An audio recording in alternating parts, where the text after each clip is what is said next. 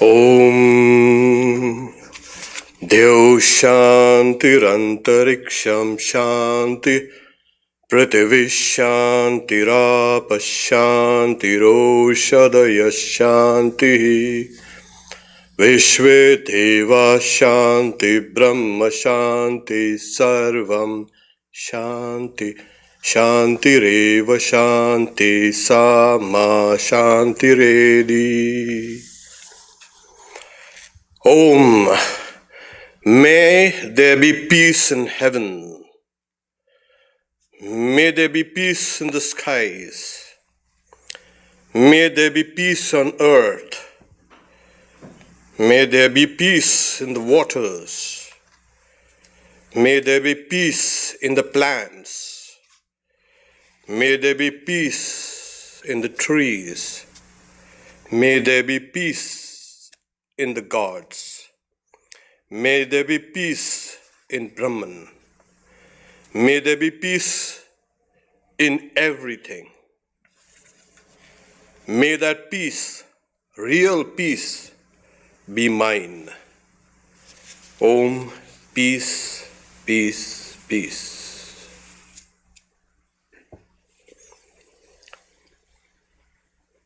Season's greetings.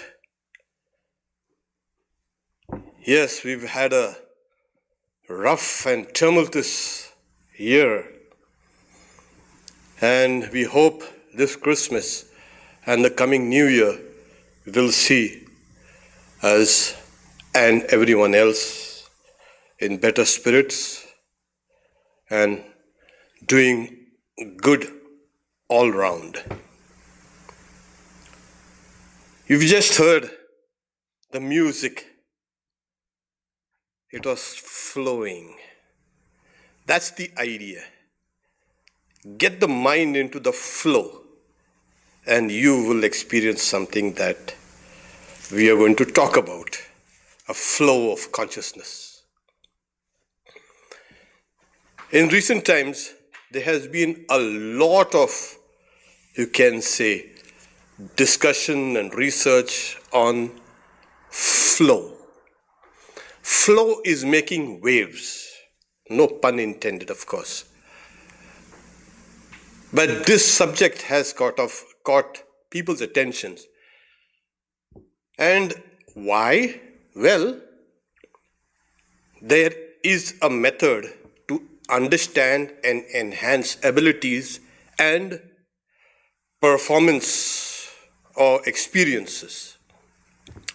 There's infinite possibilities in this state of flow. And it's obvious that flow is a state of consciousness, like everything else. From the standpoint of phenomenology, it is the study of the inner experience, the structure of the inner kind of the first person experience of things.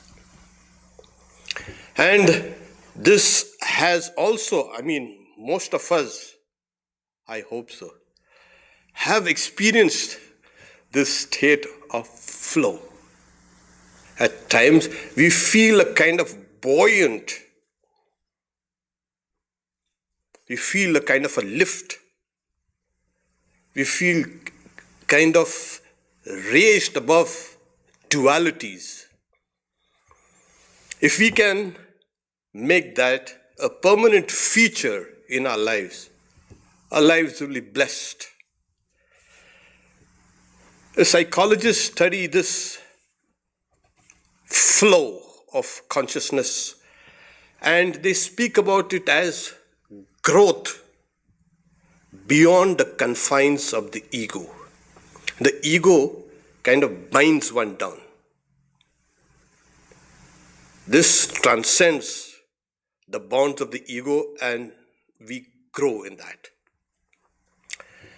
It also, very strangely, elicits a sense of security. When you are in that flow, there is no kind of doubt, there is no kind of hesitation. You are in it, absorbed in the moment. And this is where we grow. And this is the method. We will, in today's talk, we will try to find out some kind of method where we can engage ourselves into this flow. There is a researcher, psychologist in the University of Chicago. He wrote this book, The Psychology of Optimal Experience.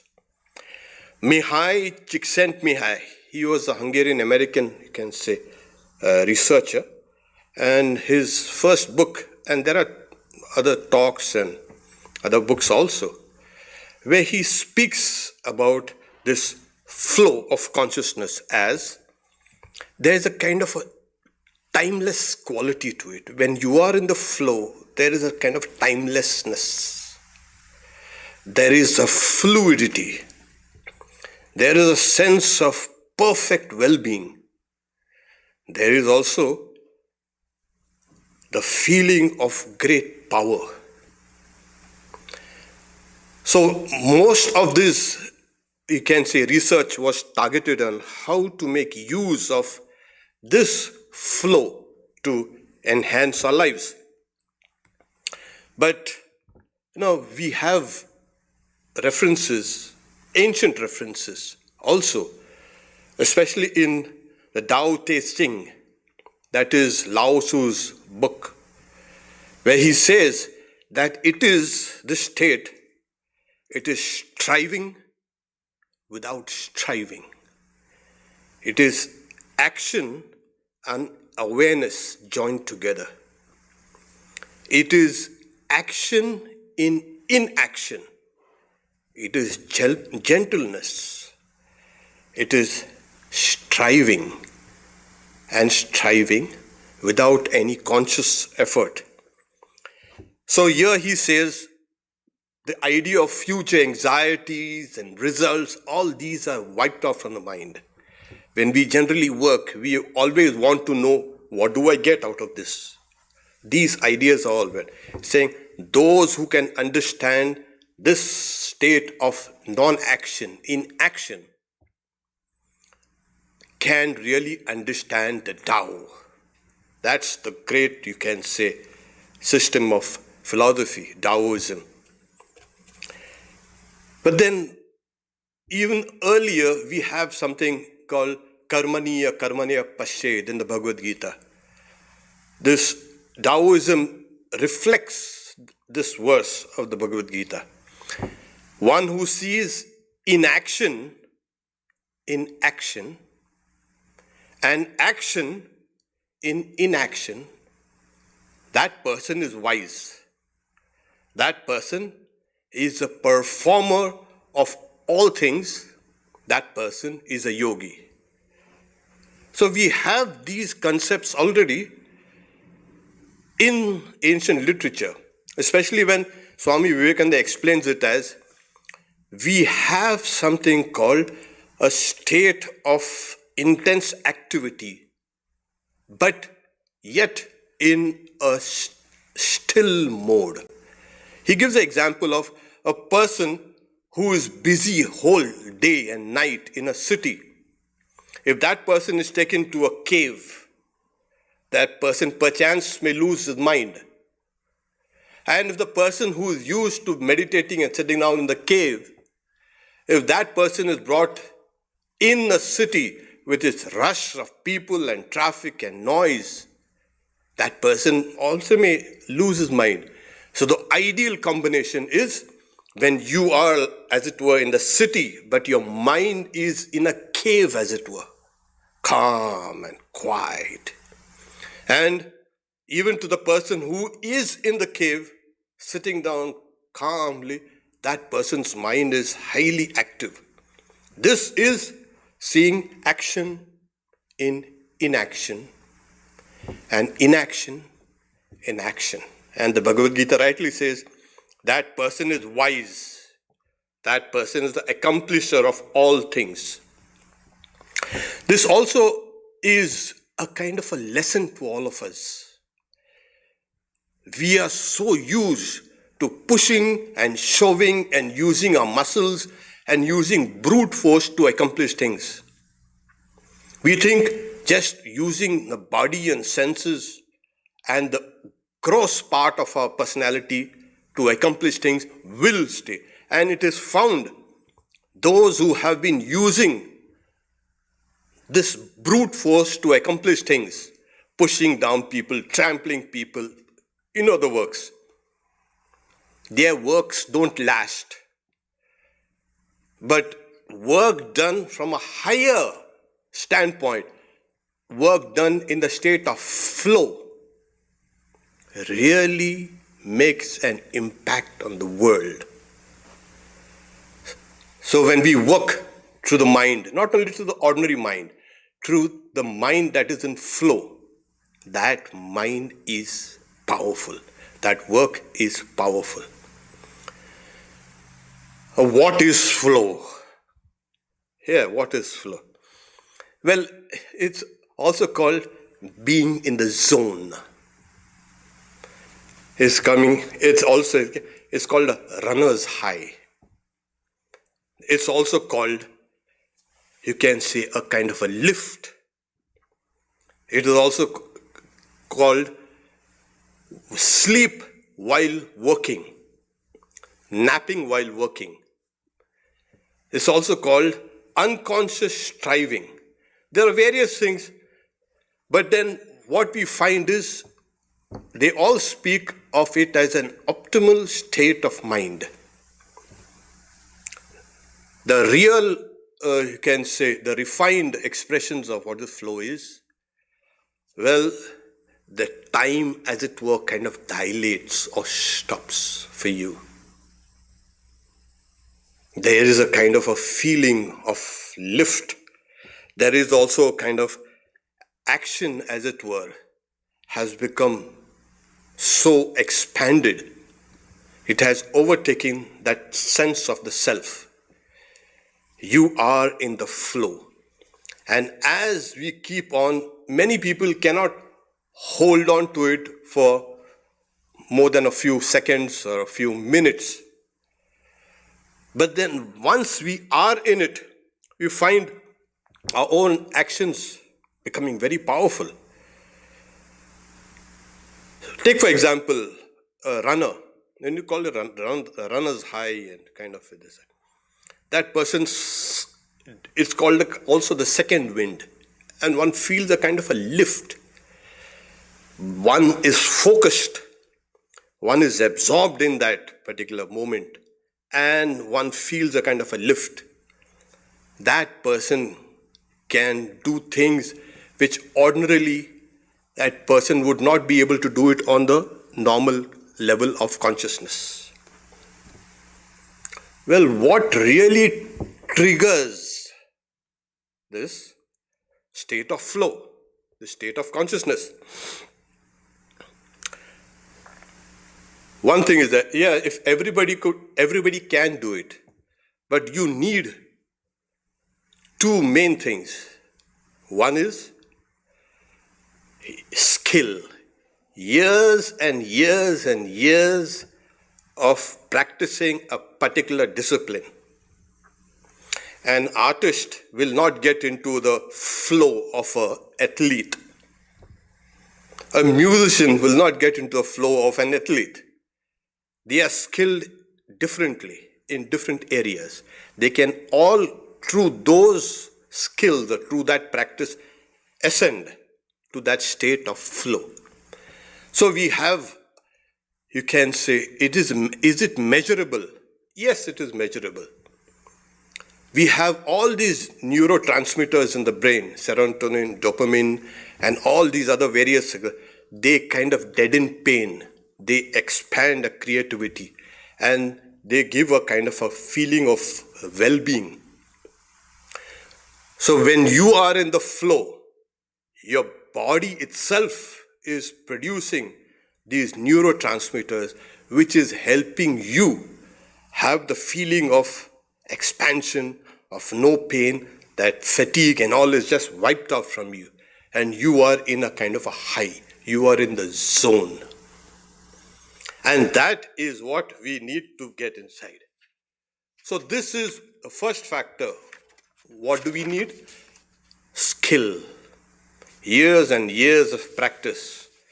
But we also, very strangely, before we can get into that state, your body needs to be well rested. It is also secondarily found that stress or challenges suddenly pushes you up. We also find that it is affected by other people in the zone. When you are with people who are in the zone, your mind also kind of gets into that mode of flow. There is also what you call a flow in the sense of physical and mental phenomena. Now, when you're talking about stress and we're talking about practice and we're talking about skills, what happens is the whole organism is involved in pushing you up to that state of flow. This whole world outside is nothing but flow. Life flows, death flows, money flows, goods flow. Morning flows into night, night into morning. The whole world is flow, nothing but flow. This whole world is nothing but energies flowing. And when we come down to the quantum world, it is nothing but energies flowing. It is not a chaotic kind of flow. There are laws, and those laws kind of guide this flow. So when you look around this universe, everything is in a flow. Rivers flow, ocean currents flow, air flows, everything. So we are in that universal flow already. And when we look down at our bodies, what do we find? Well, breath flows and the blood flows, obviously. But there is something else. Your whole body has got a tremendous, you can say, complexity. And that complexity is because of your, whether you call it a immune system or your nervous system, whatever. It keeps it. There are more microbiome in the body than the various cells in the body. And they dictate to the body, to the immune system, what needs to be done. They say that the gut is the second brain, because it's found that serotonin also produced, 90% serotonin is produced by gut. So this whole body is kind of tuned, and it is all these messages flow upwards to the central processing unit, the brain. The nerves also are nothing but electricity. Amazingly, here chemical reactions are going on in each and every cell. There's your whole body is nothing but battery. There's a flow. And when you talk about a battery, it means electricity. And electricity is nothing but a flow. It flows upwards and then it flows downwards. There is a flow there. Then we have something called the whole of this world with all its objects are nothing but energy, which is called electromagnetism. That also flows. The whole earth has got these poles, and we have these meridians, and where the energies keep on flowing up and down. So everywhere you're seeing internal as well as external, this idea of flow.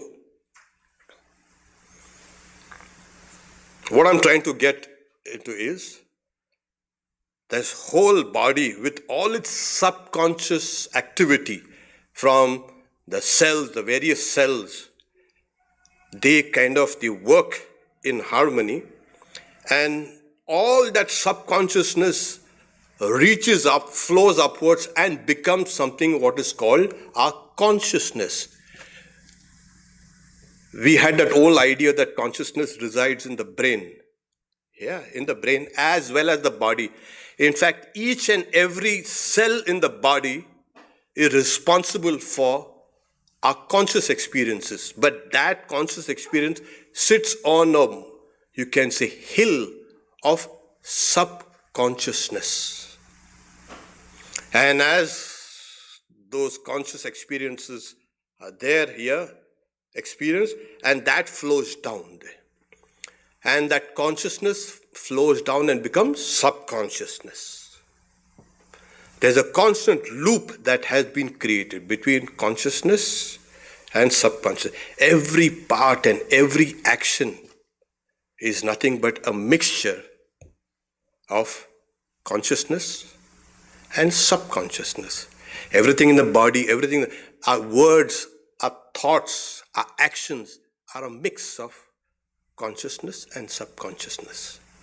This whole, you can say, phenomena is nothing but this. But there is, of course, when you talk about meditation also, we are sitting down and meditating. And everybody has been meditating and meditating and meditating. When one meditates, one needs to get into the flow.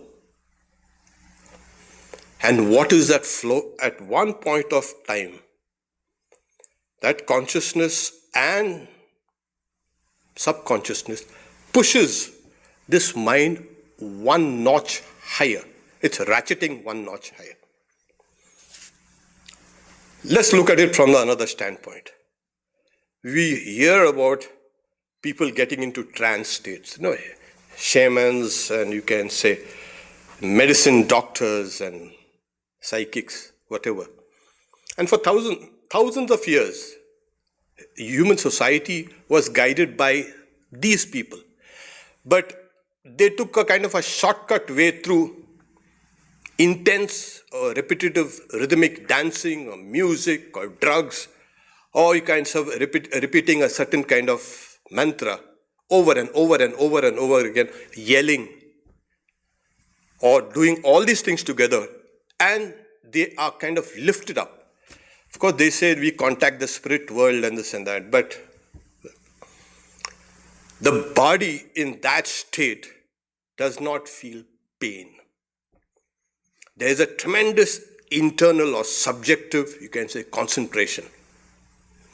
The sense of time has vanished. The sense of space also has vanished, external space. And there is a kind of a power that's welling within you. In that state, there are people who are naturals and the people who can be trained to get into this trance state.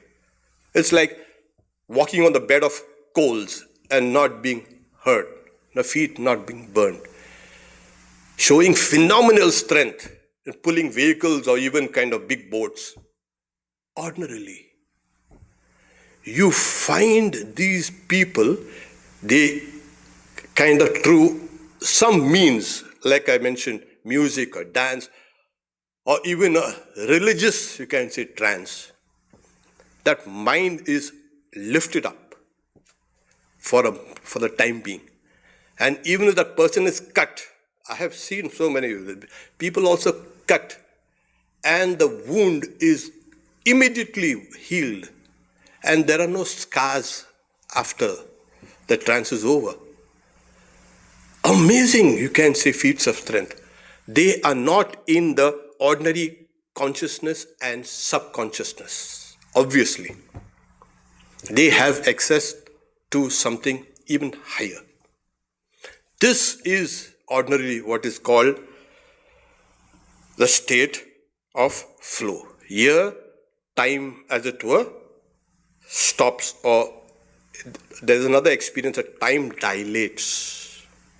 Everything comes at a kind of a standstill.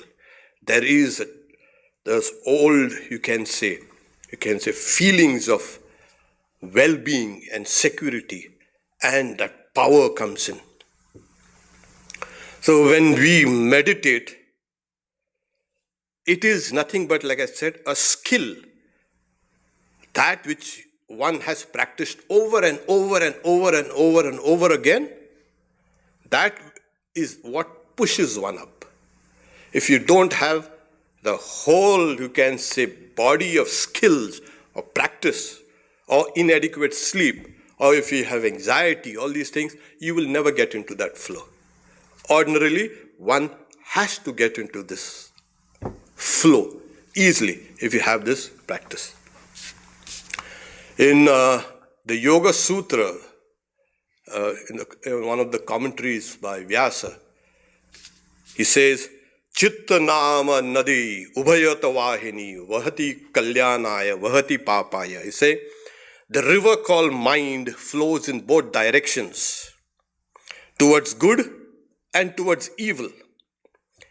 That which flows down the plane of viveka, discernment, ends in the high ground of freedom, kaivalya.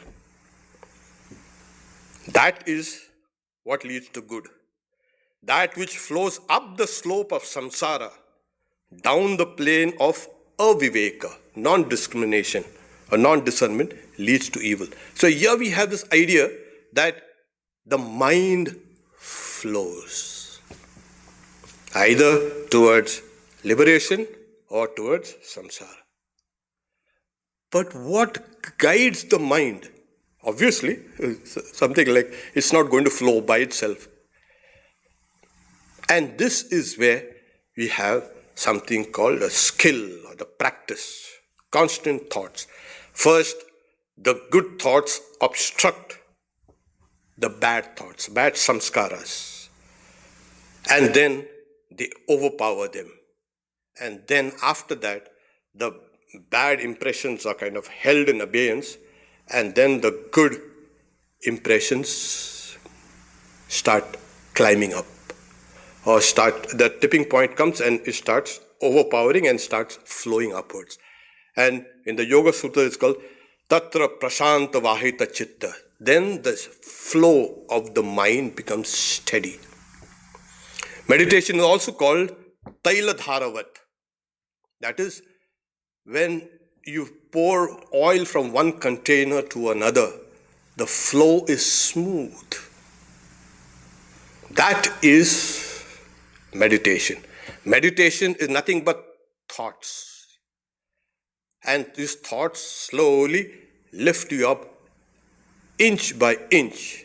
And in the Tantras it is called, this is the awakening of the Kundalini. These subconscious thoughts merge with the conscious thoughts. The whole kind of, you can say, a volcano is kind of going to explode. And it keeps on rising and rising and rising and rising. And every level it rises, they say it is a level of consciousness. And at every level of consciousness, it's nothing but a newer and newer experiences. In Buddhism, it's called the stillness of the mind. It's a flow in the stillness. That is likened to what is called Bodhi, the Bodhicitta, the awakened mind. So here we have this whole process of your skill, your practice, and that constant, you can say, desire for either liberation or whatever, or to enhance your performance. You get into this flow. And even beyond this flow, there are realms of the mind. Most people are guided by this conscious and subconscious thoughts and this conscious and subconscious world. There are those, like those who are naturals or those who have practiced for some time, they can push their mind up a little. Kind of there's a controlled upheaval in the mind. You can push it and access great energy, great stillness. It is, as I mentioned, karmani akarmaya pasched, akarmani cha karma, seeing action in inaction and inaction in action. That is the state of yoga. And this is what Swamiji had wanted us to. Simply working like a drudge and working, kind of trampling down things and pushing things down using brute force is passe. Using the mind now to do things is what will mark humanity in the future. So this whole world is in a flow. Everything is flowing. Everything is flowing. Energy, mind, and everything is flowing. Well, matter is also flowing. Everything is in the flow. We gave the example of, you can say, the flow in the body, the flow in the nervous system, the flow in the immune system, the flow in the mind. Well, what exactly is this then? Universal flow. Next Sunday, we are going to celebrate Holy Mother's birthday, 3rd January. Her birthday will fall on 5th, but we are going to celebrate it. So, this is Mother's time. And it's a festive season also. So to bring Holy Mother in the picture, everything flows and the whole universe is flowing. Towards what? Well, the Taittiriya Upanishad says, Yato va imani bhutani jayante yena jatani jivanti yam prayante visanti tad vijignyasa tad brahmeti. It says, crave to know well that from which all these beings take birth, that by which they live after being born, and that towards which they move and into which they merge. That is Brahman.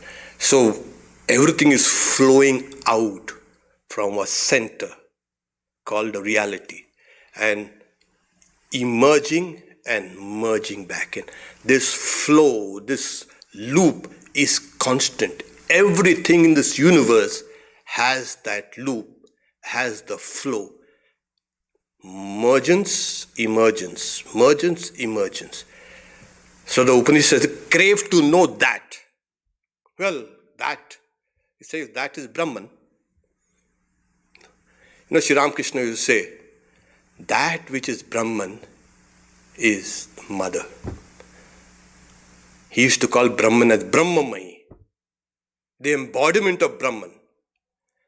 So the whole universe comes out from Mother and flows back into her. Here it is. Now we are getting a kind of a starting point. And that starting point is also the ending point. So this Brahman, this Brahmamayi, this Brahman and Shakti, Shakti and Brahman. Sri Ramakrishna also used to say, when the snake is moving, it is Shakti. When it is still, it is Brahman. Both stillness and movement are in the same reality. It cannot be otherwise. This is the flow.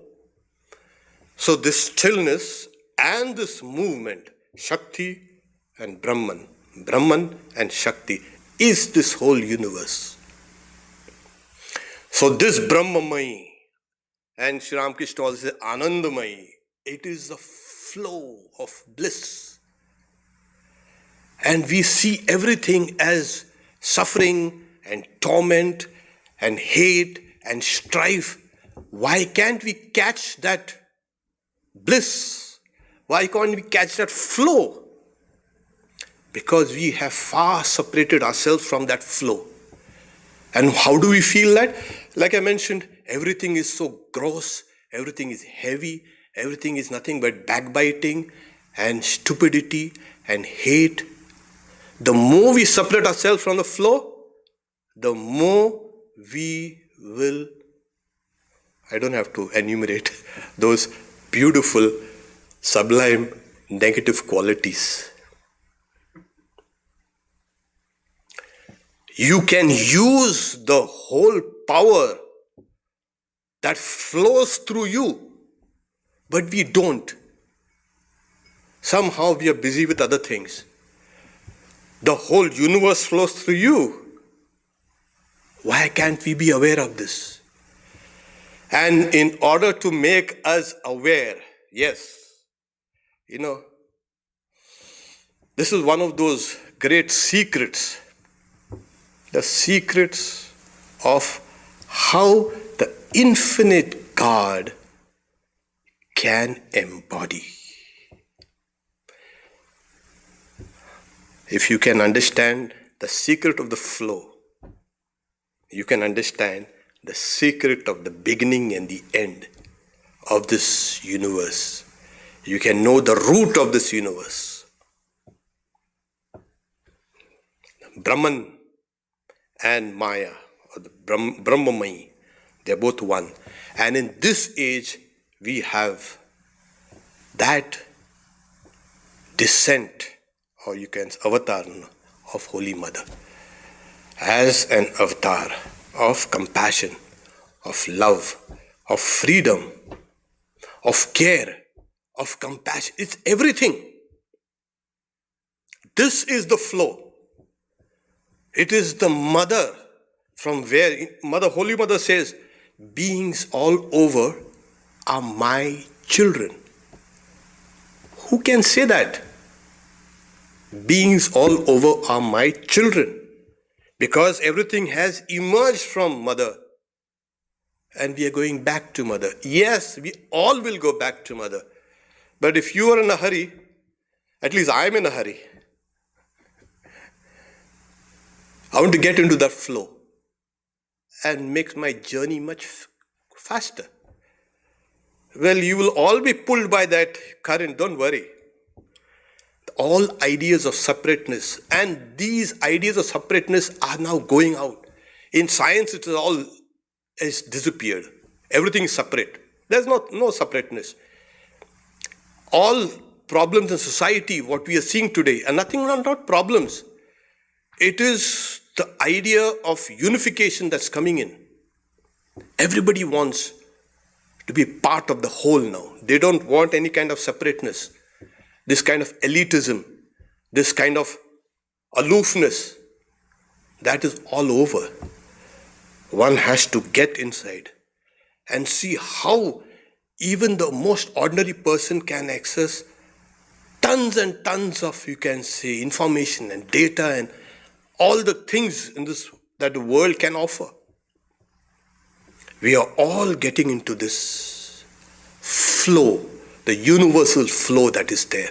If we can recognize it through our own processes of meditation and good thoughts will pull us up there, we will see that embodiment of that avatar in the Holy Mother. So all our prayers, all our frustrations, all our anxieties, all the pain and this, everything that we have gone through, miseries, they are all they are flow towards the Mother. And the Mother, as it were, incarnates as a response to all our sufferings and prayers. This is what our flow has brought down the Mother to us, so that we can keep her, make her the center of our being. The moment we can make her the center of our being, we are making her the center of all phenomena. And that which was internal, that subjective, that phenomenologically, we're talking about the study of internal experience, the first person structures of how we experience the world. That will be joined to another reality, the Mother. And there we will understand how Mother has structured the world and the mind to keep on flowing and flowing out from her and back into her. So they say when you get the starting point, you get the ending point as well. So with this auspicious, you can say, time of the year, yes, we have gone through terrible suffering. Here we are kind of comfortable in the US comparatively. All over the world there has been terrible misery. Not only economic, psychological suffering, everywhere. If this doesn't wake us up, nothing can. We need to reach out to the mother, and you'll see the mother flowing through you. Om Shanti Shanti Shanti Harihi Om Tat Sat Shri Ram Krishna Arpanamastu.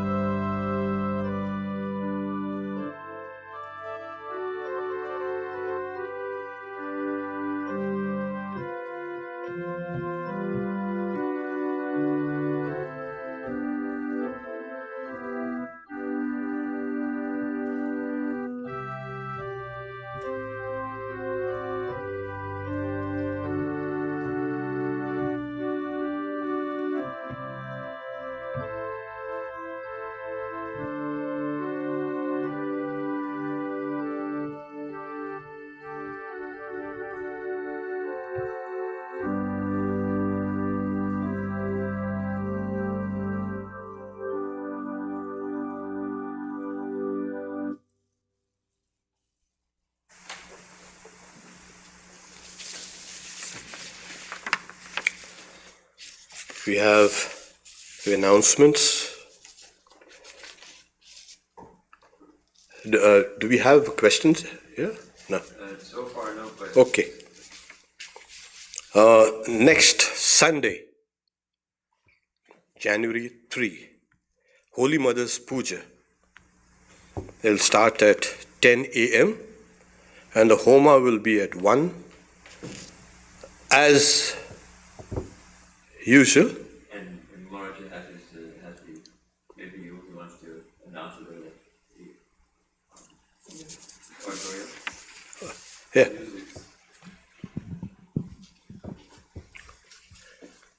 Come a little side so we can. Yeah.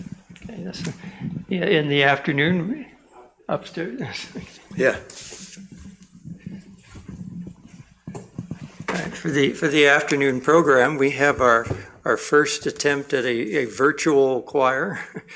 It'll be an oratorio on Holy Mother and the various aspects of the Divine Mother as seen through Sri Sarada Devi and the Chandi. So it'll be about a 2-hour musical presentation. So wonderful. Please tune in. And then at 4:30 there will be talks by Sarvadevananda and Satyamayananda, and so that's on the 3rd, Holy Mother. At 6 p.m. there will be a special arati, and as I mentioned, the birthday of Holy Mother falls on 5th. Your meditation class, you're going to Yeah, and but because Hollywood celebrates things on the weekends, so we have also Tuesdays. Swami Sarvadevananda speaking on Narada's Way of Divine Love at 4:30 p.m. and Nectar of Supreme Knowledge at 7:30 p.m. On Wednesday from 10 a.m. we have guided meditation classes, so theory and practice.